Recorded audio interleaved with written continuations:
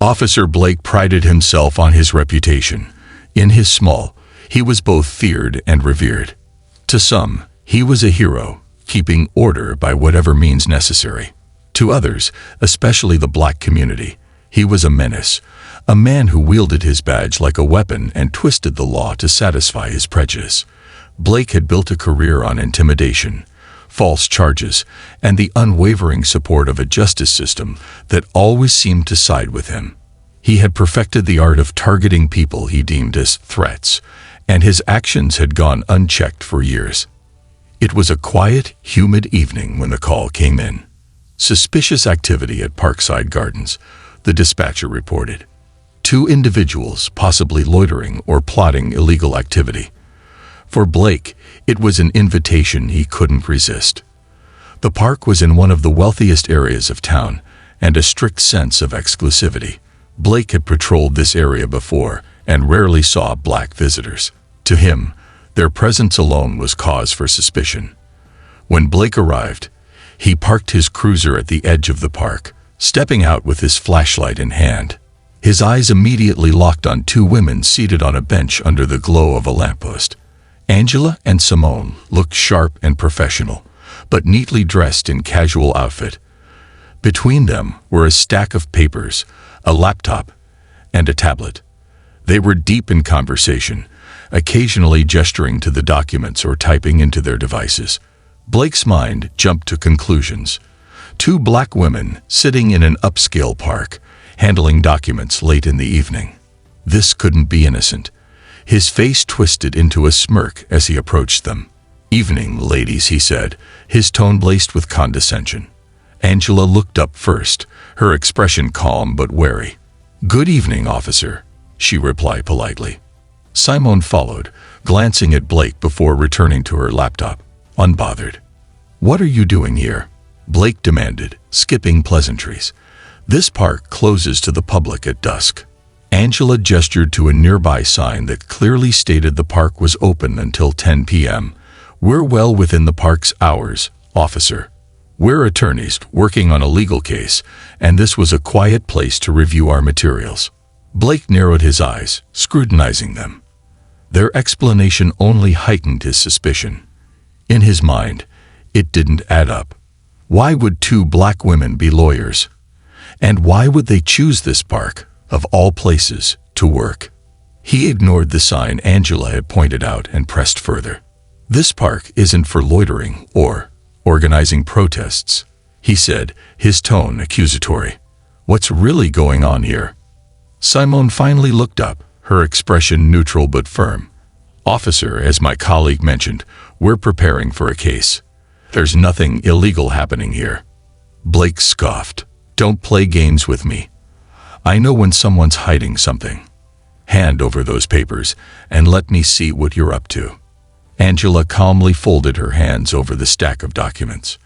"These are privileged legal materials, officer. You're not authorized to view them without a warrant." That was all Blake needed to hear. Their refusal to comply felt like a direct challenge to his authority. His temper flared. "Refusing to cooperate, are we? I've seen your type before," he sneered. "Coming here, acting like you're above the law." Angela and Simone exchanged a glance, a silent communication passing between them. Simone gave the faintest nod, and Angela turned back to Blake, her voice steady. "Officer, we're not resisting. We're simply asserting our rights." Blake's face reddened. Rights? He didn't want to hear about their rights. In his eyes, these women were troublemakers. Whether they were lawyers or not didn't matter. He reached for his cuffs. "Enough of this. You're under arrest for trespassing and suspicious activity. Stand up." Angela's lips pressed into a thin line, but she rose without protest. Simone followed suit, carefully closing her laptop and setting it aside. As Blake roughly cuffed Angela's wrists, she looked over her shoulder at him and said quietly, "You're making a mistake." Blake let out a humorless laugh. "Oh, is that so? We'll see about that." He cuffed Simone next, his grip unnecessarily tight. She winced but said nothing, her expression unreadable. Blake radioed for backup to transport the women to the station. As they waited, Angela and Simone remained calm, standing silently by the bench. Blake watched them, growing more irritated by their composure. "You think you're smarter than me, don't you?" he muttered. Angela met his gaze, her expression steady. "I think you're underestimating us." Blake snorted. "We'll see how smart you feel when the judge gets involved." When the backup car arrived, Blake loaded the women in, feeling the surge of satisfaction. To him, this was another victory, another night proving his dominance. But as he glanced at Angela through the rearview mirror, he caught a hint of a smile on her face, subtle but deliberate. It sent a ripple of unease through him, though he quickly shook it off. What could these women possibly do? Hit the like button and share where you're watching from. He didn't realize the answer was waiting for him in court. The drive to the station was filled with Officer Blake's voice, sharp and arrogant, as he rattled on about his so-called heroic efforts to keep the town in order. "I've dealt with plenty of troublemakers like you," he sneered, glancing in the rearview mirror at Angela and Simone. "You think you can walk into places you don't belong, stir things up, and get away with it? Not on my watch." Angela sat with her hands folded neatly in her lap, her expression calm and unreadable. Simone, beside her, stared out the window, her face equally composed. Neither woman reacted to his taunts. The silence unsettled Blake, though he wouldn't admit it. He thrived on seeing fear in the eyes of those he arrested, but these two gave him nothing. "You know," he continued, trying to provoke a response, "it's people like you who think the rules don't apply. Always playing the victim, always causing chaos. But I've got news for you. This is my town, and I don't let chaos take root here." Still, the women said nothing. Angela's steady gaze in the mirror made him shift uncomfortably in his seat. He barked, "What? You got nothing to say now? Figured you'd be all fired up about how unfair life is." Angela finally spoke, her voice even and calm. "There's nothing to say. Actions speak louder than words." Her response made Blake clench his jaw. Something about her confidence felt off.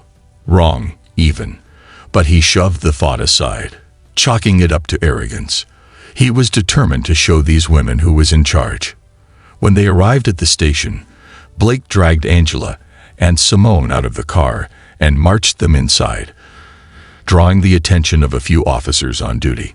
His colleagues had seen this routine before and exchanged uneasy glances, but said nothing. Blake's reputation preceded him, and most of the department had learned to stay out of his way. As Blake booked the women, he fabricated a list of charges that grew more outlandish with each passing minute. Conspiracy to incite violence, trespassing, resisting arrest. He muttered as he typed into the system. His fingers flew over the keyboard, inventing details to bolster his claims. Angela and Simone stood quietly, their expressions unreadable.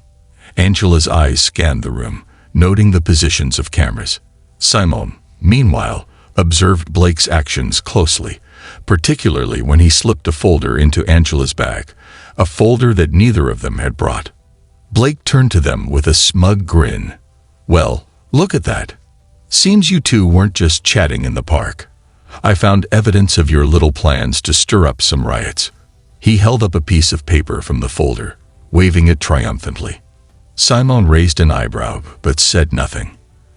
Angela tilted her head slightly and remarked, "Interesting. I wonder where that came from."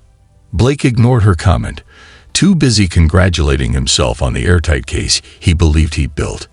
"You two are going to learn the hard way. Judges here don't take kindly to people trying to start trouble. I'd get comfortable in that cell if I were you." As he led them toward the holding area, Angela paused and turned to him. Her tone was steady, but her words carried an edge that made Blake's stomach flip. "You're digging a hole you can't climb out of, Officer Blake.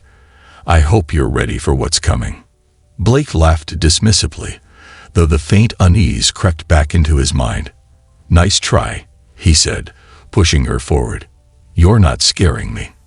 In the holding cell, Angela and Simone sat quietly, their calm demeanor a stark contrast to the chaos Blake was creating behind the scenes. He spent the next hour manipulating their arrest report, embellishing details to make them appear dangerous and uncooperative. He even doctored surveillance footage from the park, splicing together unrelated clips to create the illusion of a crime. Other officers occasionally glanced at him, their discomfort evident. A younger officer, fresh on the force, hesitated as he passed Blake's desk. Sir, are you sure about all this? I mean, it doesn't seem like they were."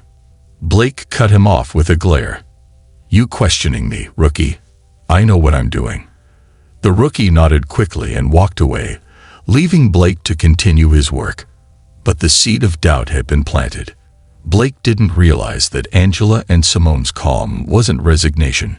It was strategy. In the cell, Angela leaned back against the wall, her eyes glinting with quiet determination. Simone glanced at her watch, then at Angela. "Almost time," she said softly, a hint of a smile playing on her lips. Angela nodded. "Let him dig deeper. It'll make the fall that much harder." The courtroom was filled to capacity the next morning, buzzing with anticipation. Officer Blake, known for his charisma and boldness, strode in with confidence, nodding to the judge. He glanced at Angela and Simone, seated calmly at the defense table, their poise unsettling. Blake's chest swelled with pride as he adjusted his badge and took the stand. His story was polished, practiced, and full of drama. "Your Honor," he began, his voice steady, "I stand here today as an officer who takes my duty to this town seriously. On the night in question, I acted swiftly to prevent what could have been a catastrophic event. These two individuals," he pointed at Angela and Simone, "were conspiring to incite violence, threatening the safety of our community. It was my job to stop them." Blake spun a gripping tale of heroism, painting Angela and Simone as dangerous agitators. He claimed they were plotting large-scale protests that he had reason to believe would turn violent. As he spoke, the judge, known for favoring law enforcement, nodded along, his expression stern. The spectators whispered among themselves, some convinced by Blake's dramatic performance. Blake's confidence grew with every word. "I confiscated evidence from their belongings, documents outlining plans to disrupt public order. I did my duty to protect this town from chaos." He leaned back, casting a triumphant glance at Angela and Simone. The room felt charged, the tide seemingly in his favor. When Blake finished, the judge turned to the women.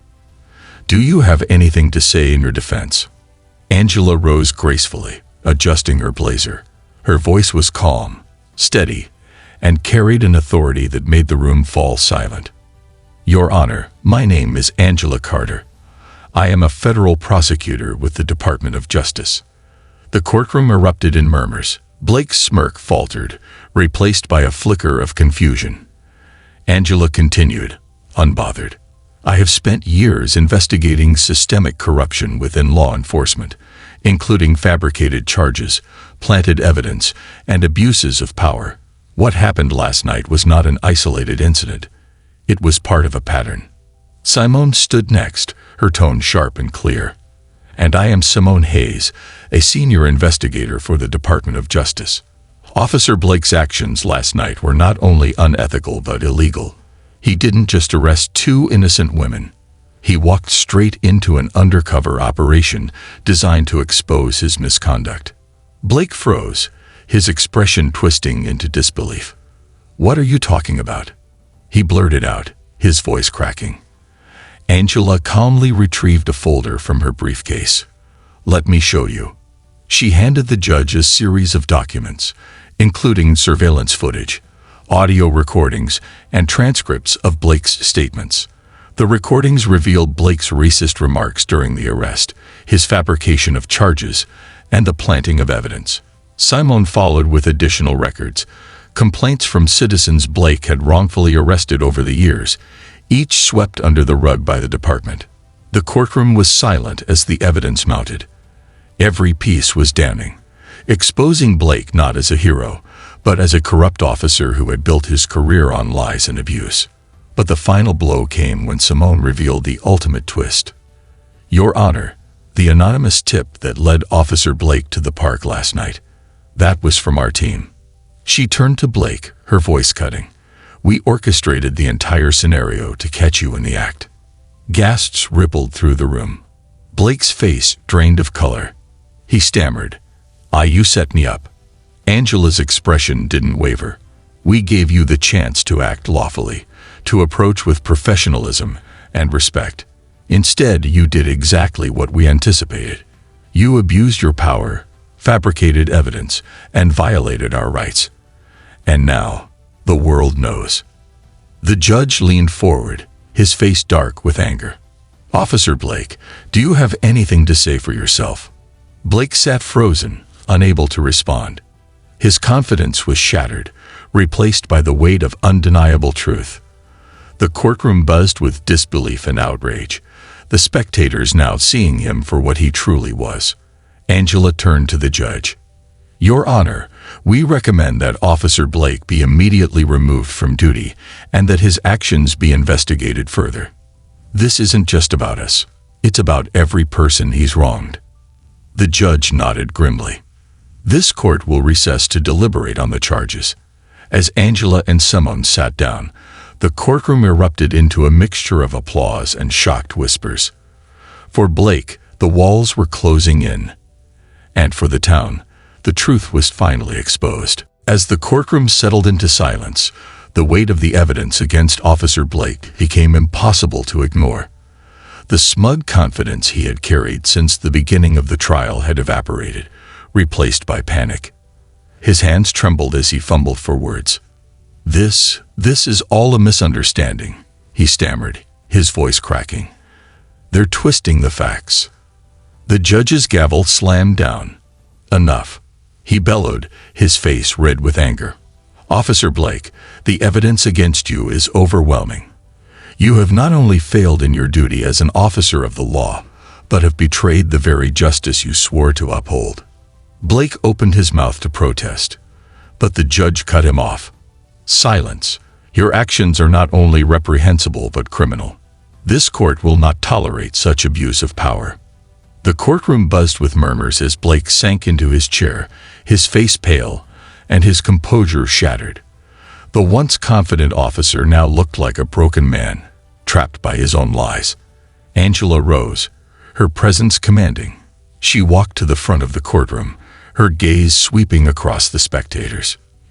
"Your Honor, what we witnessed here today is not just the failure of one man, but the consequence of a system that has allowed prejudice and corruption to flourish unchecked." She paused, her voice steady but laced with emotion. "Blake saw us as a threat not because of what we were doing, but because of who we are. Two black women in a park, simply existing, became his justification for fabricating lies, planting evidence, and attempting to destroy our lives.